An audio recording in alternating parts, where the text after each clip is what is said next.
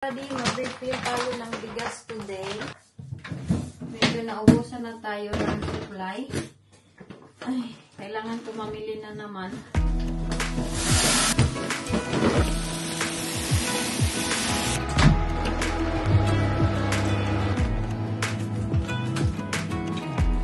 Even when my teardrops start to drown, even when the sun begins to shine again, taking all the advice there is and none of Grabe it siya has nag-rate. Oo, ang helped. haba. Experience has made me realize that I won't build my life on empty words. Already turn on the heater. Eat your fruits first. Good morning! Good morning! Nagluto kami ni Jack ng fried chicken. Naluluto na, papagod na.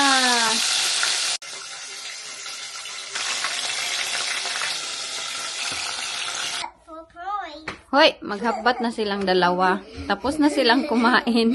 At did you like the chicken? Yeah? Okay, let's go. Go na, Jenny! Nandito naman ako. Nagkarga ako kay Jack. Akyat na kami sa aming bahay na magulo. Hey, brush your teeth, Nak. You're gonna feed your brother, huh? What? Yeah, just put it in the side and reuse it later. Mag-open tayo ng bintana ni Jack Jack. Mayroon kaming nilagay dito na ganito. Hoy, mayroon laging kuan dito. Orange peel. Ganito kay sobrang lamig na yung draft mapunta sa ulo ni Jack. Baka magkasakit siya. Na, may dancer diri. So, kaya nandoon yun doon. Yeah? I still want to eat this one piece. Hoy, find another one. Sige na ka. But there's no more. There is a lot. Si JJ is brushing her teeth. Ang bata gayaw-yaw, oh.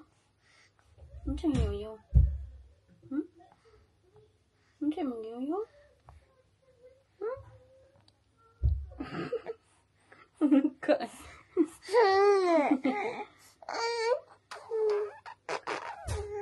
Asis. Ano ka correct? Big boy na ka? Big boy na dahil ka dyan? Ano yung aking eh? Nag-away yung dalawa. Nasapot ko sa kanila ba? Hey, naligo ako, Jack. Early naligo si Jack.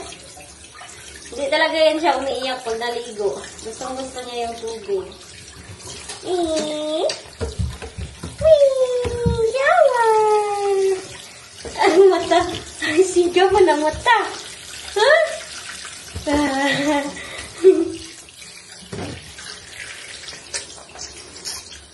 Doon, nagsusup naman kayong kamot.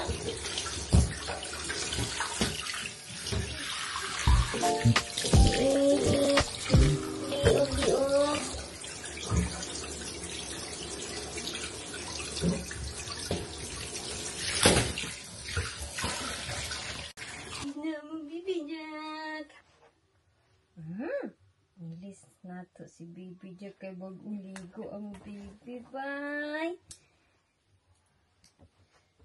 Okay.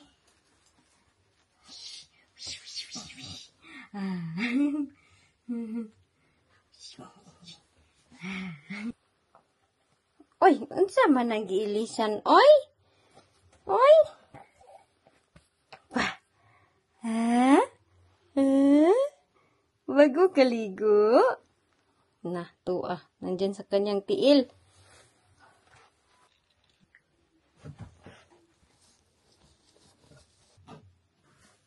Kina? Si Lina JJ. Dito si JJ, hindi nag-aaral kaya nagkasakit daw yung kanyang tiyan. Tapos pagbalik namin dito sa bahay, ang sinabi, wala na daw sakit yung tiyan niya.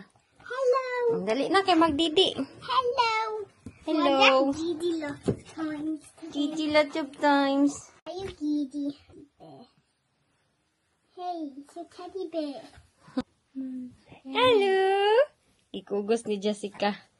Ala, mas malaki pa si Jack ni mo lang. Mommy, you forget. Nag-wild. Hello, hey. Nagyaw-yaw. Yan ang sabi mo, JJ.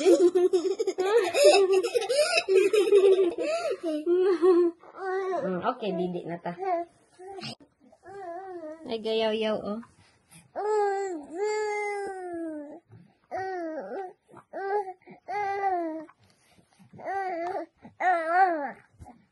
Yan, yaw-yaw ka. Hmm?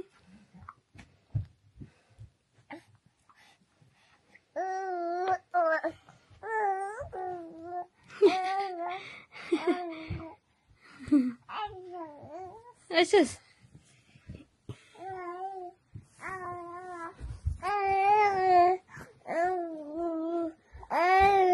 Ay, ay. Ay, ay. Ay, ay.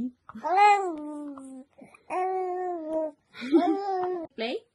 Tan, tan, tan. Tan, tan, tan. Ganyan sa yung nagwal. Hello! Bagong gising ang aming baby, oh. Oh, nguyab man.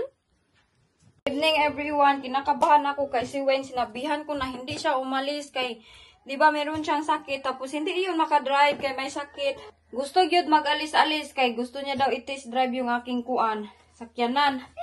So ngayon, nag-worry ako kay hindi pa umuwi. Nagluto ako sa kanya ng pasta. Ayan, panghapunan niya sana to. Wala pa siya dito sa bahay. Gahit man ulo si Wayne usahay, uy. Kanina, nag-alis siya sa bahay. Yeah, I will get him now.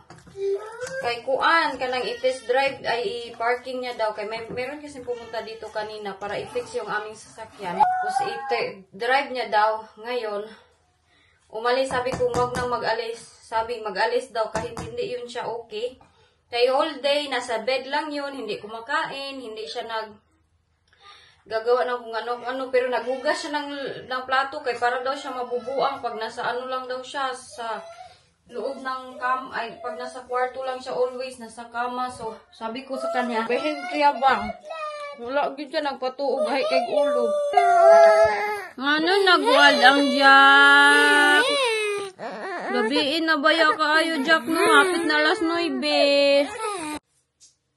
Today is another day. So maaga ako nagising. Always akong nagpipray na kung ma-okay na si Wayne. Kasi kinakabahan ako every morning. Alam niyo yung feeling na every morning. Chin-check ko always yung hinihinga niya. Kasi mahina na talaga yung asawa ko niya. Lagi ko siyang sinasabihan na magtawag na nga ng emergency. Friday pa lang kasi Friday yung nagkasakit siya ng kuan. Nag-ihi bitaw siya. Nag-ihi siya ng dugo. Ayaw niya talagang magpadala sa hospital. So, sinabi ko sa kanya, honey, dapat magtawag na ng emergency. Nakauwi na pala siya. Galing test drive. Pumunta daw pala siya sa tawag nito. Nagpunta-punta doon sa ano galing tawag ng sa yung tawag ano ay yung kuan ba yung daanan na straight lang walang kuan hindi expressway basta yung daanan na straight lang malakas magpadagan-dagan dyan lahat ng mga traveler na dyan siya pumunta kaya pala matagal siya nakauwi. Kinakabahan talaga ako kaya hindi talaga siya feeling well. Pero sa isip niya, sinasabi niya, Mommy, I'm okay, I'm feeling well. Kanina, before siya umalis, sobrang nang lalamig yung kamay niya. Umiiyak na ako na, honey, dapat magpa-hospital ka na kay yung kamay at paan niya ba? Sobrang lamig na talaga. Mommy, I'm okay, nalalamig lang talaga ako. Dito daw siya sa baba. Nagstay palagi siya, mayroong palusot. Sabi ko, honey, you're not okay. Kinakumbinsin niya talaga yung sarili niya na okay daw siya. Pero hindi naman talaga siya okay. Kaya malamig yung kamay niya, malamig yung paa niya. Nagbabasa ako sa Google, hindi daw dapat patagalin yung ganyan. Kaya baka mag-cause ng another infection. Baka hindi daw UTI, baka daw kidney. Ganun ba? So, baka problema daw sa kidney or in worst scenario, baka magkaroon siya ng another infection which is delikado na. Alam niyo ang sinabi niya sa akin? It's okay, kanang I will email them tomorrow. Mag-email lang daw siya. Sabi ko sa kanya, bakit ka pa mag-email? Aantayin mo pa ba? Naiinis ako kasi naawa ako sa kanya. In the other side, naiinis ako kay matigas yung ulo niya. Ayaw niya makinig sa akin at nakikita niya na ano ako ba, ma-prostrate bitaw yung mukha ko na dapat magpunta na siya. Kung pilitin ko siya, ayaw niya din.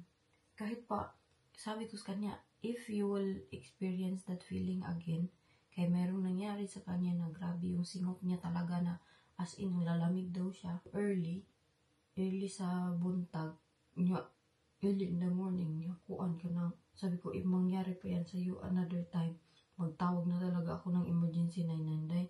Hindi na talaga ako magdadalawang isip, bahala, magalit ka sa akin, sabi ko sa kanya. Observe namin kung ang buto yung makaguol.